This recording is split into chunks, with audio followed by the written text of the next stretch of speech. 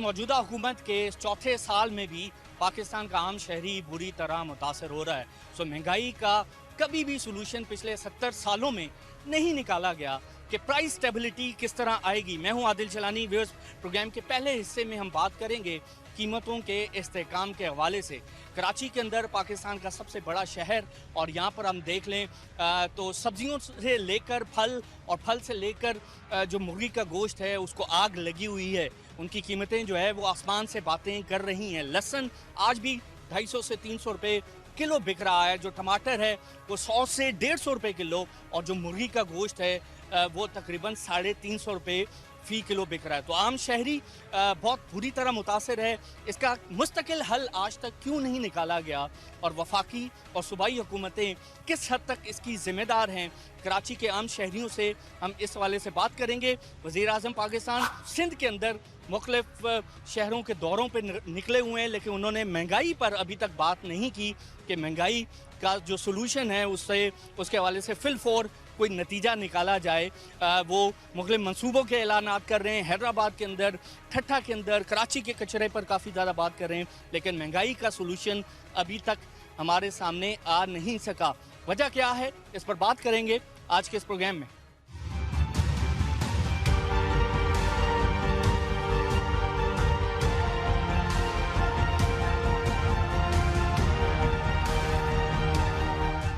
अस्सलाम वालेकुम।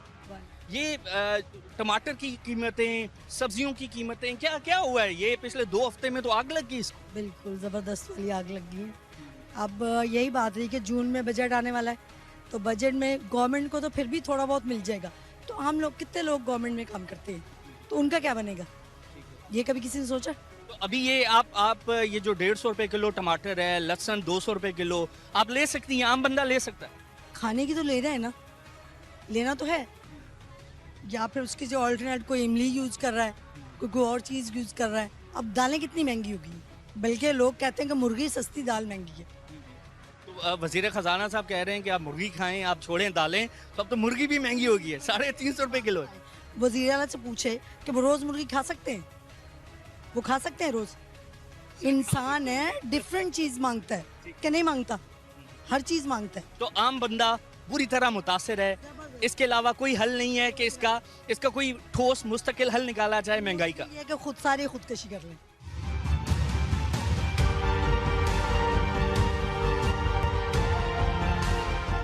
इतना ज़्यादा इजाफा हो चुका है।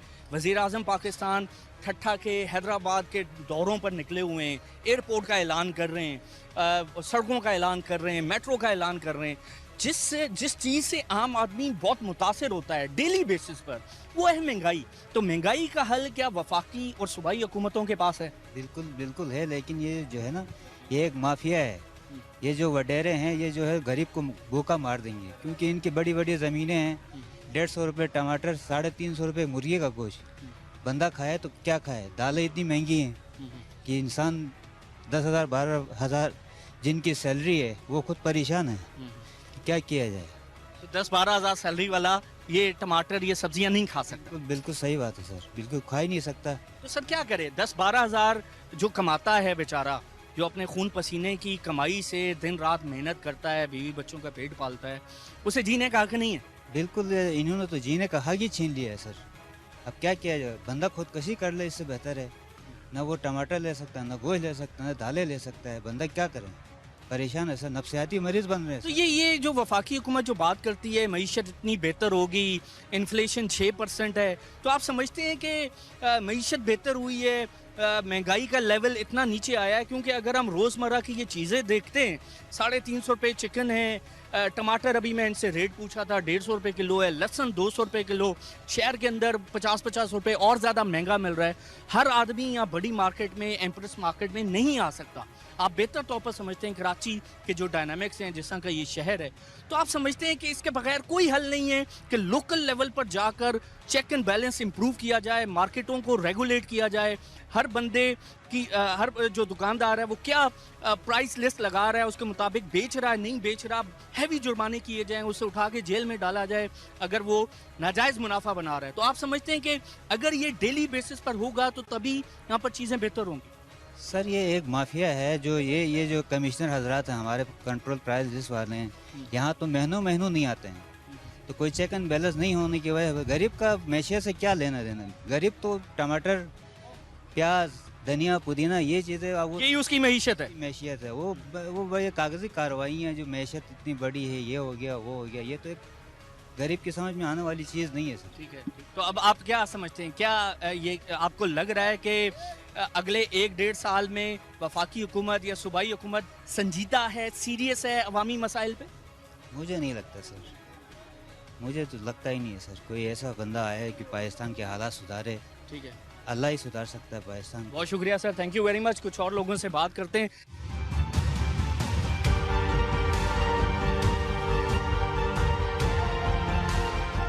अस्सलाम वालेकुम। वालेकुम। आप कैसे देख रही हैं इसे, ये जो टमाटर हैं, जो सब्जियां हैं, फलों की कीमतें, फल तो खैर आज गरीब बंदा खा नहीं सकता, मुर्गी का गोश्त है, इससे आप की जो लाइफ है, आपकी जो मईशत है, जो घर की मईशत है, क्योंकि आप उसको चलाती हैं, आप ही उसकी वजीर ख़जाना है, तो वो कैसे मुतासर हो रहा है? बहुत ज़्यादा मुतासिर हुई है, बिल्कुल मईशत का निज़ाम तो तबाह हो गया है। ये कहें कि गोश्त और मुर्गी तो खाने के लायक रहा ही नहीं है एक आम आदमी।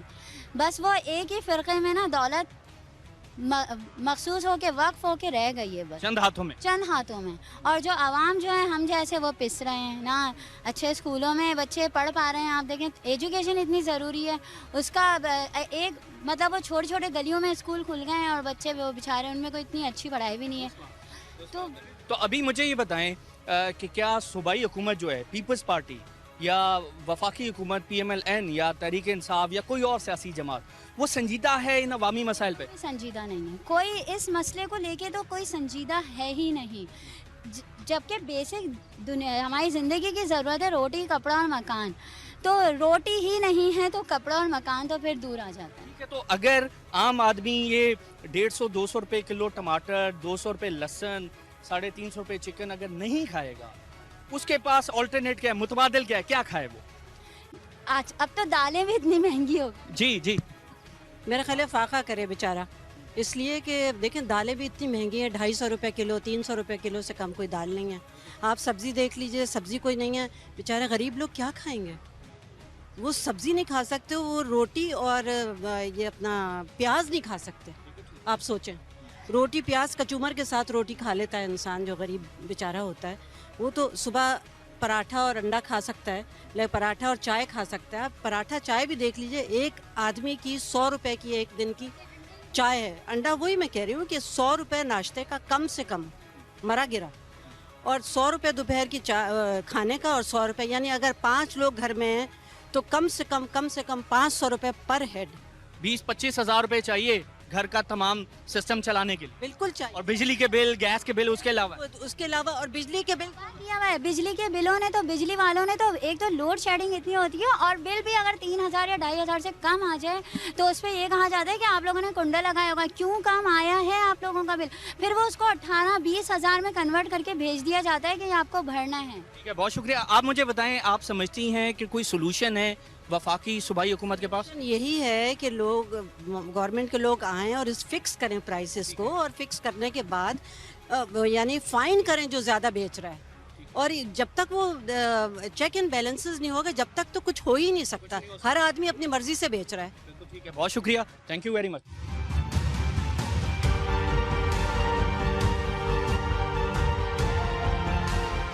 सर, आप कैसे देख रहे हैं महंगाई की कीमतों पे, खास तौर पर ये जो फलों की कीमतें बहुत ज्यादा बढ़ गई हैं?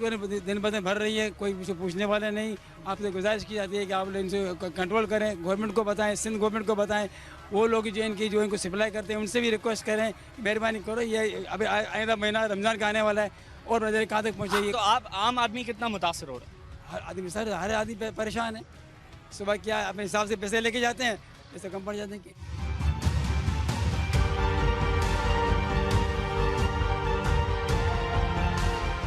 महंगाई ने आम आदमी की कितनी दुर्गत बनाई है? दुर्गति तो बनी हुई है यार, शाम को जाओ तो कुछ बचता ही नहीं, सुबह हो तो कुछ बचता ही नहीं, खाना पीना बस यही, और कुछ नहीं हो सकता कुछ नहीं हो सकता इस मुल्क का बस। अब सर, अगर महंगाई का अगर हल नहीं निकाला जाएगा, हर बंदे ने अपनी हुकूमत बनाई है अपनी रेडी पे, तो जो वो रेट कह दे वही बिकेगा, गरीब आदमी शायद मजबूर है। तो आप समझते हैं कि इसके लिए अगर जो कंज्यूमर कोर्ट्स हैं, जो आम आदमी है, उसको भी अपनी आवाज़ उठानी पड़ेगी, उसको भी मुतहद होके कोई ना कोई इस हवाले से हल निकालना पड़ेगा ना, और हल निकालना भी चाहिए। हल निकाले बगैर क्या होगा, कुछ नहीं होना, यही होना, करते जाओ, खाते जाओ, पीते जाओ, मरते जाओ।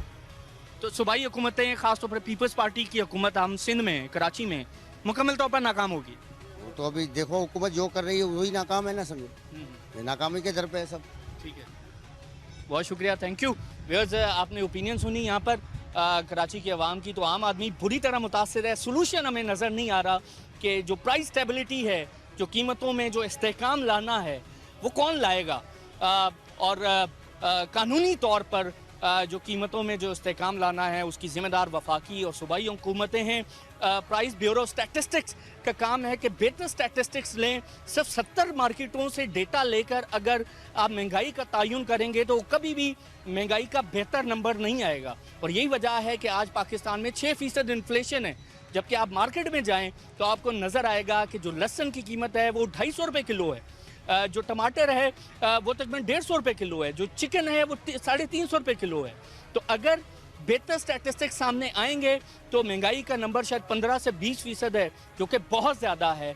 तो इसको लेकर आम आदमी वो इसको हजम नहीं कर सकता, इसको डाइजेस्ट नहीं कर सकता। तो इसके लिए अच्छा तगड़ा सोल्यूशन चाहिए। It's time for a short break, और ब्रेक्स आने के बाद इस हवाले से हम बात करेंगे मिर्ज़ा इख्तियार बेग साहब के साथ, जो कि यूसुफ रज़ा गिलानी साहब के एडवाइजर।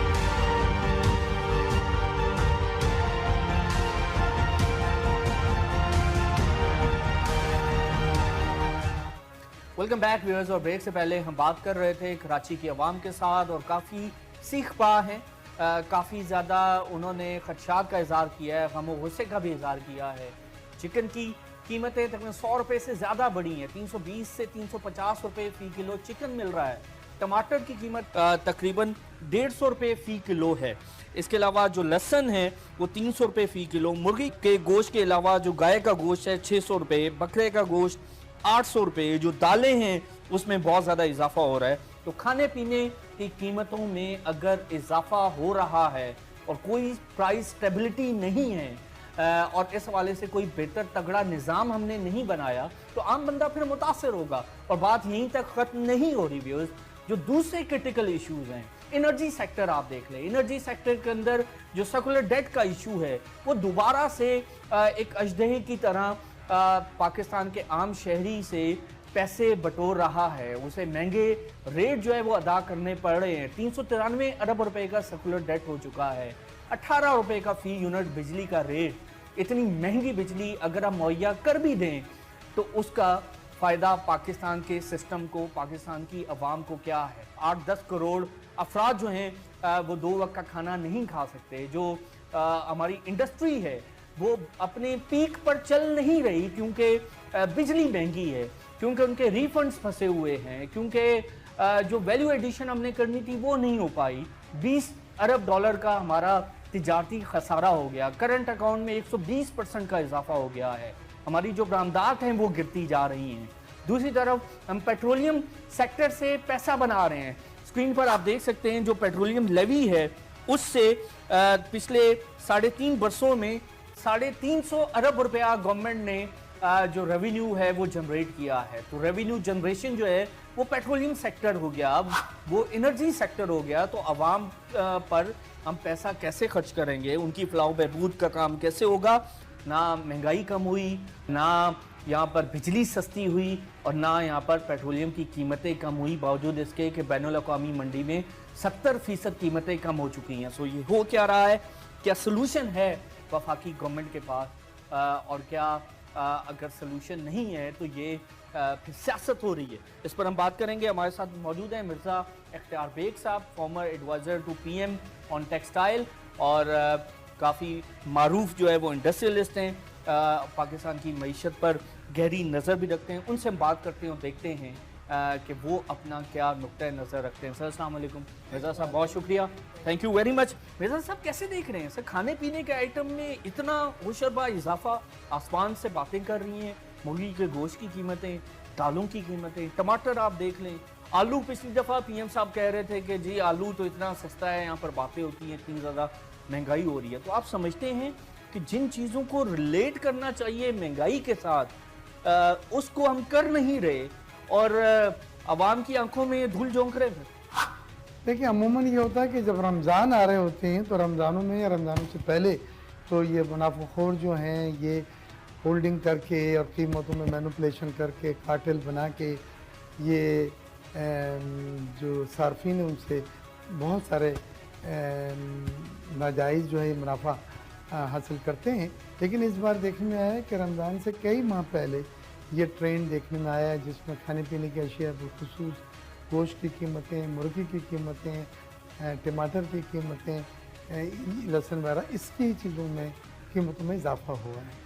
अब इसके कोई रैशनल किया जाता है आवाम से ताकि जो सर्कुलर डेट है वो हम पे कर सकें, पे ऑफ कर सकें और इसके अलावा जो एनर्जी चेन है ओवरऑल उसको इम्प्रूव किया जा सके। इसका ये सोल ऑब्जेक्टिव था लेकिन आज तक ये मकसद पूरा नहीं हुआ। ना एनर्जी क्राइसिस रिजॉल्व हुआ है, ना सर्कुलर डेट का कोई सोल्यूशन हमारे सामने आया है। लेकिन 70 वर्षों से अब तक पाकिस्तान की आवाम ये पेट्रोलियम लेवी देते चली जा रही है। जो सेल्स टैक्स है वो इसके अलावा है, तो डबल टैक्सेशन होता है 1 लीटर पेट्रोल पर। तो 2013-14 में 73.5 अरब रुपए की लेवी जो है जो टैक्स है वो पाकिस्तान की आवाम ने दिया। 2014-15 में 97 अरब रुपया, 114 अरब रुपया 2015-16 में और 2016-17 के अब तक ये दिसंबर के नंबर्स हैं 64 अरब रुपया। तो ये कुल मिलाकर 350 अरब रुपया 3.5 बिलियन डॉलर्स पाकिस्तान की आवाम की जेबों से गया है। तो ये पेट्रोलियम लेवी हम शायद इसलिए ले रहे हैं ताकि रेवेन्यू कमाया जाए, हमारे बजट खसारे कम हो और गवर्नमेंट का जो सिस्टम है वो चल सके। तो मिर्ज़ा साहब ये 350 अरब रुपया हमने कमाया पेट्रोलियम लेवी से, तो सर्कुलर डेट तो रिजॉल्व नहीं हुआ सर। वो भी 393 अरब रुपए का खड़ा हो गया है। आईपीपी रोज सवाल उठाते हैं। अभी रिसेंटली उन्होंने कहा कि जो सॉवरेन गारंटी है वो इन्वोक कर देंगे और आप हमारे जो पेमेंट्स है वो करें और आखिरी दिन आपके पास 16 मार्च, तो 15 मार्च को फिर अदायगियाँ की गई 30 अरब रुपए की। तो कहने का मकसद ये है कि 350 अरब रुपया 3.5 बिलियन डॉलर्स आवाम ने अदा किया। ये इंफ्रास्ट्रक्चर डेवलपमेंट करने के लिए इन्होंने लगा था। एनर्जी चेन के लिए कि एनर्जी चेन को हाँ बिल्कुल है। और हमारा ट्रांसमिशन डिस्ट्रीब्यूशन सिस्टम ऑब्सोलीट है, लीकेजेस हैं, उसमें लॉसेस हैं, तो उस चीज़ के लिए किया था। फिर बाद में किसी पे उन्होंने GIDC भी लगाया, गैस इंफ्रास्ट्रक्चर डेवलपमेंट। सर इस पे गवर्नमेंट कह चुकी है कि हम ये भी इसलिए भी ले रहे हैं कि ताकि हमारा सर्कुलर डेट का इशू भी रिजॉल्व हो। तो अब इसके अलावा उन्होंने जो रिफाइनरी सेक्टर है उसको भी डेवलप करें। बहुत सारी चीजें। तो अब उन्होंने वो भी तकरीबन 75 अरब रुपए उनके पास जमा है GIDC के, जो उन्होंने गैस इंफ्रास्ट्रक्चर डेवलपमेंट सेस की शक्ल में लिया। और ये सिस्टम को अपग्रेड करने के लिए ट्रांसमिशन डिस्ट्रीब्यूशन सिस्टम को नहीं इस्तेमाल किया गया। सिस्टम अब भी ऑब्सोलीट है और हर बार ओगरा में और उनके मुतल्लिक़ा इदारों में जो रेगुलेटर्स हैं उनके लॉसेस को बढ़ाने के लिए एप्लीकेशन चली जाती है। जहाँ तक सवाल है सर्कुलर डेट का, तो मुझे बताते हुए बड़ा अफसोस हो रहा है कि जब 480 बिलियन रुपीस यकमुश्त IPPs के सर्कुलर डेट की पेमेंट हुई थी, तो उस वक्त उन्होंने एक इंतज़ाम बनाया था कि हम इसको जमा नहीं होने देंगे और इसकी हम फौरी पेमेंट करेंगे। और फिर उसके बाद से मैंने बहुत सारी प्रेजेंटेशन अटेंड करी हैं यूनुस डागा साहब की, वाटर एंड पावर के जो सेक्रेटरी हैं, और उन्होंने कहा कि हमारा कलेक्शन सिस्टम बहुत इम्प्रूव हो गया है, हमें पिछले से इतने % ज़्यादा जो हैं वो रेवेन्यू और हमारे बिल्स की रिकवरी जो हुई है वो ज़्यादा हुई है बाबरा में बिलखुसूस, और बड़े उस पर वो खुश थे। अगर आपको बिजली के बिलों की रिकवरी ज़्यादा हुई है और आपके लॉसेस सिस्टम में कम हुए हैं, तो आपकी उन कंपनियों में इस्तात होनी चाहिए कि वो जो सर्कुलर डेट है जमा हो रहा है, ये उन कंपनियों की पेमेंट्स हैं जो आपको ईंधन सप्लाई करते हैं, वो वापस करें। लेकिन ऐसा नहीं हो रहा है। सदर साहब ने एक तकरीब में कहा कि जो एनर्जी सेक्टर है, जो डिस्कोज हैं, उनके जो सरबराहान हैं वो करप्ट हैं और ये करप्ट लोगों का नेटवर्क है और उन्होंने कहा कि मैंने पहले भी शिकायत की, मेरी भी शिकायत नहीं सुनी जा रही। तो पाकिस्तान के सिस्टम में गरीब बंदा भी और सदर पाकिस्तान भी शिकायत कर रहा है कि इस करप्ट नेटवर्क को खत्म किया जाए, लेकिन किसी की नहीं सुनी जा रही। पाकिस्तान की आज जो एक्सपोर्ट गिरी हैं, जो पाकिस्तान का आप बजट का तिजारती खसारा आप 30 अरब डॉलर की बात कर रहे हैं, उसकी एक वजह ये है कि हमारी एक्सपोर्ट गैर मुकाबलती हो गई हैं रीजनल कम्पिटिटर्स के मुकाबले में। जिसकी वजह क्या है, जिसकी वजह हमारी बिजली की कीमतें, अब भी हम 16 रुपये 14 रुपये का यूनिट लेते हैं, हमें बारे में नहीं आता ये। इसी तरह हमारे जो रीजनल कम्पिटिटर्स हैं उनकी बिजली के नर्ख हमसे बहुत कम है। अच्छा, लेकिन सर मुझे ये बताएं, इस पे तो मैं बात करता हूँ, ये जो 350 अरब रुपया लिया गया, जिस मकसद के लिए लिया गया, एनर्जी चेन तो इम्प्रूव नहीं हुई सर। तो एनर्जी चेन अगर इम्प्रूव नहीं हुई, अगर एनर्जी सेक्टर डेवलप नहीं हुआ, अगर डिस्ट्रीब्यूशन सेक्टर इम्प्रूव हमारा नहीं हुआ, उसमें अच्छे इंडिपेंडेंट हमने जो बंदे प्रोफेशनल्स हैं वो नहीं लगाए हैं, तो ये 350 अरब रुपये आवाम से फिर क्यों दिया जाए? अगर चले इससे आप सर्कुलर डेट ही पे कर दें, वो एक अलार्मिंग सिचुएशन है, उस पर आपको मार्कअप भी पे करना पड़ता है। वो बार बार सॉवरेन गारंटी हुकूमत की लेके इन्वोक करने के लिए कोर्ट में चले जाते हैं, तो एक बहुत ही मनफी और गलत नेगेटिव तासुर सरमाकारों को देता है। लेकिन आप वो भी नहीं कर रहा है और ये वसूल करते चले जा रहे हैं। ये अगर खत्म हो जाएगा 10 रुपया पेट्रोल सस्ता हो जाएगा। देखिए तो एक बात मैंने अभी आपको प्रोग्राम शुरू करने से पहले कही थी, तो मैं रिपीट कर रहा हूँ कि दुनिया में कहीं पर भी यूटिलिटीज और petroleum product are not source of revenue generation.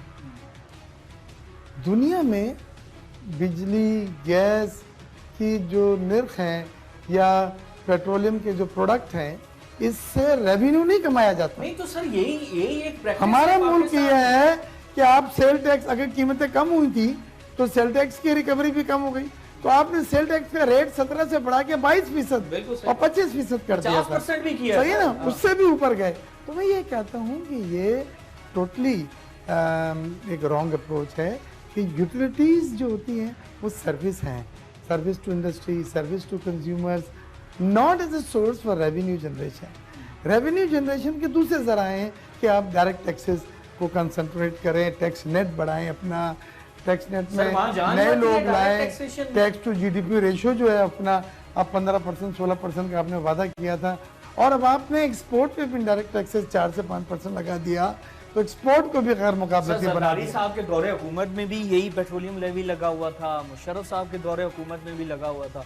तो पॉइंट ये है कि हर दौरे हुकूमत में जो सोर्स ऑफ रेवेन्यू जनरेशन है जिसकी आप बात कर रहे थे, सब ने इससे माल बनाया सर, आवाम से पैसा बटोरा है और अपना निजाम चलाया।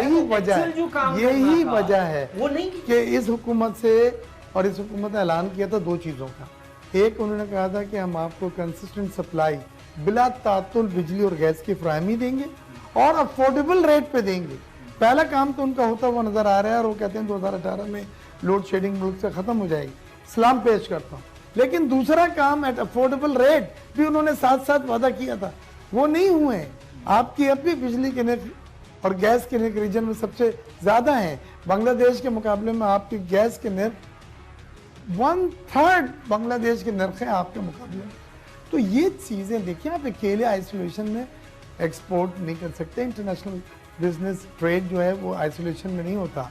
इतनी जरूरत, इतनी विल है कि पेट्रोलियम लेवी को मियाँ साहब आएँ और असम्बली के अंदर आएँ, इसको ख़त्म करें। वो कहें कि आज से पहले तमाम हुकूमतें ले रही थी, हम पेट्रोलियम लेवी नहीं ले। देखिए, अगर आपके जहनों में ये माइंडसेट है कि आप कंज्यूमर को आसानियाँ पहुँचा रहे हैं, उसकी मुश्किलात कम कर रहे हैं, महंगाई में जो आदमी पिसा है उसको कुछ रिलीफ दे रहे हैं, तो आप इस तरह के मेजर्स लेंगे। ये ले सकते हैं ना? बिल्कुल। तो मियाँ साहब कहेंगे जी क्योंकि इलेक्शन का साल है जी, ऐसे वो करेंगे कोई मेजर्स तो वाह होगा, वोट बैंक बढ़ेगा उनका, वोट बैंक बढ़ सकता है। तो लेकिन सर आप मियाँ साहब को ये चाहिए, जैसे आप फरमा रहे थे, यूनुस डागा साहब कह रहे हैं कि जी रिकवरी हमारी इंप्रूव होगी, एनर्जी सिस्टम अच्छा हो गया, लोड शेडिंग कम होगी, तो आए असेंबली में अनाउंस कर दें कि जी हम पेट्रोलियम लेवी आज के बाद नहीं लेंगे। कल हमें गवर्नर साहब ने बुलाया 2 से 4 बजे एनर्जी सेशन, उसमें पेट्रोलियम के मिनिस्टर शाहिद खान अब्बासी भी आ रहे हैं और सीधा बिजनेसमैनों को बुलाया, मुझे भी बुलाया और शेख साहब को भी बुलाया, और हम यकीनन इन चीज़ों को उठाएंगे और उनको उनसे इस पे बिल्कुल हम ठीक है सर, वजाहत वाटर एंड चाहेंगे। पावर सेक्रेटरी यूनुस डागा साहब वो कह रहे हैं कि जी पाकिस्तान में सर्कुलर डेट खत्म नहीं हो सकता। तो सर्कुलर डेट जब खत्म नहीं होगा तो आपकी लोड शेडिंग जीरो नहीं हो सकती। जो मियां साहब का वादा है दिसंबर 2017 तक कि हम लोड शेडिंग सिफर कर देंगे, यूनुस डागा साहब कह रहे हैं कि वो इसलिए ख़त्म नहीं हो सकता पावर सेक्टर में कि क्योंकि आपको एक्चुअल सब्सिडी आप नहीं देते और जो रेगुलेटर है वो रियलिस्टिक टैरिफ नहीं रखता। तो रियलिस्टिक टैरिफ नहीं रखता, एक्चुअल सब्सिडी आप नहीं दे सकते, तो इसलिए सर्कुलर डेट खत्म नहीं होता। तो सर्कुलर डेट अगर रहेगा ये तो बात उन्होंने बड़ी हकीकत पसंद बात कही कि हम बहुत जगहों पे ऐसा है कि बिजली की कीमत अगर है 18 रुपये, हम कहते हैं 14 रुपये में आप सप्लाई करें, 4 रुपये हम उस यूटिलिटी कंपनी को दे देंगे। लेकिन हुकूमत के पास इतने फंड्स नहीं होते कि वो डिफरेंशियल जो है वो दे सके, और यही वजह पे उस कंपनी का यूटिलिटी का, चाहे वो के इलेक्ट्रिक हो, चाहे वापदा हो, या सुई सदर्न गैस हो, या सुई नॉर्दर्न गैस हो, उनका क्लेम हुकूमत से बढ़ता चला जाता है।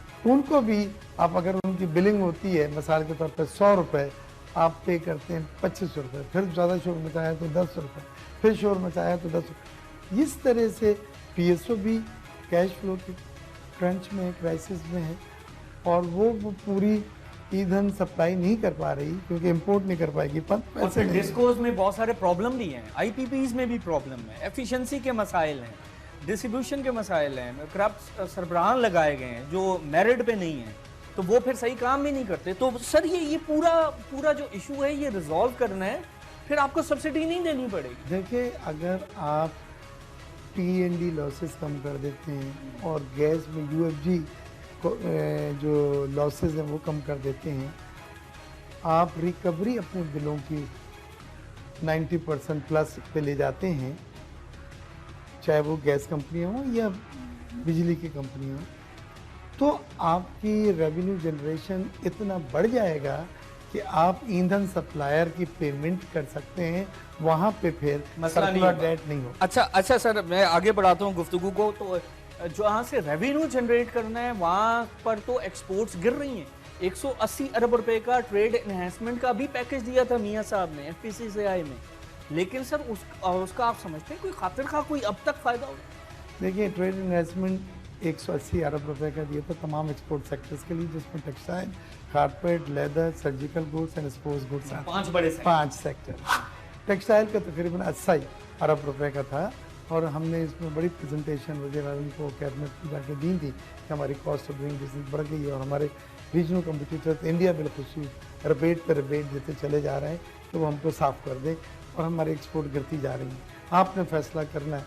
तो उन्होंने ये दिया था, लेकिन इसमें भी मैं आपको एक बात बतला दूं कि ये एक साइकिल है आदिल, जो शिपमेंट करके पैसे वापस आने तक 4 महीने का साइकिल होता है, 4 से 5 महीने। तो अभी वो साइकिल पूरा नहीं हुआ है, लेकिन अभी तक जो पोजीशन है वो ये है कि GSP प्लस से यूरोपियन यूनियन में भी हमारी एक्सपोर्ट नहीं बढ़ी है, बाकी जो ट्रेडिशनल हमारे ममालिक थे वहाँ पे भी नहीं बढ़ी। क्या वजह से, क्यों नहीं? क्योंकि हम फर्स्ट चॉइस बायर के लिए रहे, क्योंकि हमारी पैदावारी लागत बढ़ गई है, हम वेजेस में, एनर्जी में, बिजली गैस में we are much higher than our regional competitors. उसकी वजह से क्या होता है, मेन ऑर्डर जो है वो बांग्लादेश तो को दे रहे competitive नहीं हैं, रहा और पाकिस्तान। स्पिल ओवर ऑर्डर जो है वो हम कर रहे हैं। ठीक है, तो पाकिस्तान कॉम्पिटिटिव नहीं रहा, मुकाबलती सकत हम खो बैठे, और वो इसलिए कि एनर्जी आपने डायरेक्ट टैक्सेस लगाए, एनर्जी की कीमतें ज्यादा हैं, वेजेस हमारी ज्यादा हैं, रिफंड्स और रिफंड्स पैसे उन्होंने 2-2 साल से वापस नहीं किए, तो आपका वर्किंग कैपिटल चौक हो गया। तो सर मुझे लगता है अभी जैसे हम डिस्कस भी कर रहे थे, 30 अरब डॉलर से ज़्यादा का अगर आपका ट्रेड खसारा होता है तो आप समझते हैं ऐसी सूरत हाल में, और फिर साथ बिजली की कीमतें भी महंगी होती हैं, लोड शेडिंग भी नहीं ख़त्म होती, जैसे यूनुस डागा साहब कह रहे हैं कि सर्कुलर डेट ख़त्म नहीं होगा, तो आप समझते हैं फिर हम कभी कम्पीट कर पाएंगे बांग्लादेश से, मिडिल ईस्ट से, दूसरे तमाम ममालिक से? देखिए, उनकी यही कोशिश है और उसमें कामयाब भी हो रहे हैं कि अपना मार्केट शेयर इंटरनेशनल मार्केट में बढ़ाते चले जाएं। और हम मेन प्लेयर ना रहें, सेकेंडरी प्लेयर बन जाएं, जिसको स्पिल और ऑर्डर मिले कि कहीं पे वक्त पर डिलीवरी नहीं मिल रही तो चलो भाई ये ऑर्डर जल्दी डिलीवरी मिल जाएगी, पाकिस्तान दे दो। तो आपने देखा बांग्लादेश की एक्सपोर्ट 35-36 बिलियन डॉलर हो गई, सिर्फ टेक्सटाइल की, जहाँ ना कॉटन पैदा होती है, ना यान पैदा होता है, ना कपड़ा पैदा हमारा होता है। 13-14 अरब हमारे यहाँ से ज़्यादा, हमारे 13 अरब थी, वो 10 अरब डॉलर रह गई। हमारी टोटल एक्सपोर्ट 25 अरब डॉलर थी, 20 अरब डॉलर रह गई। आपने ये सोचना है कि आपका मुल्क ट्रेडिंग स्टेट बनने जा रहा है, और ट्रेडिंग स्टेट बन गए तो न जॉब्स के मौके पैदा होंगे, ना एक्सपोर्ट्स आपकी बढ़ सकेंगी, और ट्रेडिंग में आप इंपोर्ट करके मुनाफा कमा के चीजें बेच दिया तो करेंगे। इंपोर्ट करें, एक्सपोर्ट और उस पे एक्सपोर्ट बनाए और मार्जिन खाएं, बस इस हम नई जो मसनूआत है बना नहीं सकते। लेकिन ये आपकी जो नेचुरल सिनर्जी बनती है, आप एक एग्रीकल्चर और एक मैन्युफैक्चरिंग मुल्क हैं, जो एग्रीकल्चर में 13 मिलियन बेल कॉटन की पैदा होती है, उसको प्लस कुछ इंपोर्ट करते हैं, आप पूरा का पूरा तो इसका एक्सपोर्ट मतलब है सर ओवरऑल जो हमारा मिक्स है मैन्युफैक्चरिंग का, एग्रीकल्चर का और सर्विसेज का, उसको बैलेंस करने की जरूरत है। मैंने अभी आपको बताया कि 60% सर्विस बढ़ता जा रहा है, 60% हो गया है, और shrink होता जा रहा है agriculture और मैन्युफैक्चरिंग 20% रह गया है, एग्रीकल्चर भी हमारी पिटी है मुसलसल कई सालों से, वो भी 20% रह गई। तो जरूरत इस बात की है कि एग्रीकल्चर को और मैन्युफैक्चरिंग सेक्टर को आप शेयर बढ़ाएं, और सर्विस सेक्टर अच्छी बात है, साथ में वो भी बढ़ता रहे, लेकिन जो मुलाजमतें पैदा करते हैं, जो एक्सपोर्ट पैदा करते हैं, जो रेवेन्यू जनरेशन वो मैन्युफैक्चरिंग और एग्रीकल्चर। मिर्जा साहब बहुत शुक्रिया, thank you very much. Mirza हमारे साथ मौजूद थे मिर्जा इख्तियार बेग साहब, और हमने डिटेल में ये 3 इश्यूज डिस्कस किए हैं। एक प्राइस स्टेबिलिटी, जो खाने पीने के आइटम में जो कीमतें बढ़ रही हैं वो मसला, पेट्रोलियम सेक्टर का मसला, और इसके अलावा एनर्जी चेन का मसला। तीनों मसले बड़े अहम हैं, और ये तीनों कनेक्टेड हैं पाकिस्तान की आवाम के साथ, पाकिस्तान की मईशत के साथ। तो इस पर संजीदा कोशिश करने की ज़रूरत है। अब तक कोई संजीदा कोशिश हमें नज़र नहीं आई, और ग्राउंड पर हमें कोई फंडामेंटल चेंज भी नज़र नहीं आया, क्योंकि सर्कुलर डेट अगर 393 अरब रुपए का दोबारा बढ़ गया, 480 अरब रुपया पहले हमने अदा किया, तो इसका मतलब है मसला रिजॉल्व नहीं हुआ, मसला कहीं ना कहीं अभी भी फंसा हुआ है। दूसरी तरफ अगर पेट्रोलियम लेवी से अभी भी हम पैसा बनाकर अपना बजट खसारा पूरा कर रहे हैं, तो इसका मतलब है कि हमारी डायरेक्शन भी दुरुस्त नहीं है, और फिर हमारे जो कर्जे हैं वो बहुत हद तक बढ़ गए। 23,000 अरब रुपया हम कर्जा ले रहे हैं, रेवेन्यू जनरेट कर नहीं रहे, जहाँ से करना चाहिए वहाँ पर हमारा शेयर डायरेक्ट टैक्सेशन का कम हो रहा है। तो एक्चुअल डायरेक्शन में काम करने की ज़रूरत है, अदरवाइज़ अगले 8, 10, 12 महीनों में भी शायद वफाकी गवर्नमेंट के पास सेल करने के लिए अगेन फिर मेट्रो या ऑरेंज लाइन या जो माजी में जो मेट्रोज बनाई गई हैं वही होंगी, कोई नई चीज़ उनके पास नहीं होगी। आदिल जिलानी को इजाज़त दीजिए, अल्लाह हाफ़िज़।